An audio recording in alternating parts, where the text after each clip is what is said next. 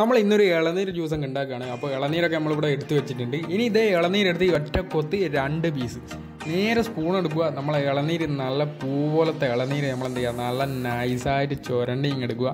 എന്നിട്ട് അത് നേരെ നമ്മുടെ പ്ലേറ്റിലേക്ക് എടുത്തങ്ങ് ഇടുക.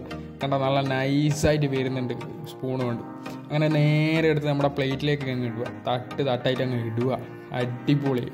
ഇത് കാണുമ്പോൾ വായിൽ വെള്ളം വരുമെങ്കിലും മൈൻഡ് ചെയ്യരുത്. നമ്മൾ കോൺസെൻട്രേഷൻ ചെയ്യുക. ദെൻ നമ്മൾ എന്ത് പാലിങ് എടുക്കുക. കട്ടപ്പാലാണ്, അടിച്ചങ്ങ് പൊട്ടിക്കുക. നേരെ കവറങ്ങ് പൊട്ടിക്കുക. നേരെ മിക്സിയിൽ അങ്ങ് ഇടുക. കണ്ടോ, നല്ല കട്ടപ്പാലാണ്, അടിച്ച് ചതച്ച് മിക്സിയിൽ ഇട്ടിട്ടുണ്ട്. എന്നിട്ട് നമുക്ക് നമ്മുടെ ഇളനീരങ്ങ് എടുത്ത് നല്ല നൈസായിട്ട് നമ്മുടെ മിക്സിയിലെ ജാറിലേക്ക് അങ്ങ് ഇടുക.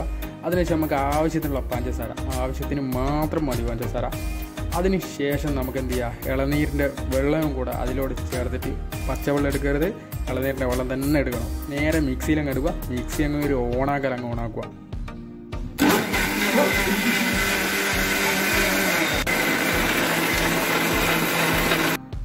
പകുതി അടിച്ചതിന് ശേഷം കുറച്ച് ഏലക്കായും കൂടെ ചേർത്ത് നേരെ ഒന്നുകൂടെ പിന്നെ അങ്ങ് അടിച്ചങ്ങ് ഇടുക.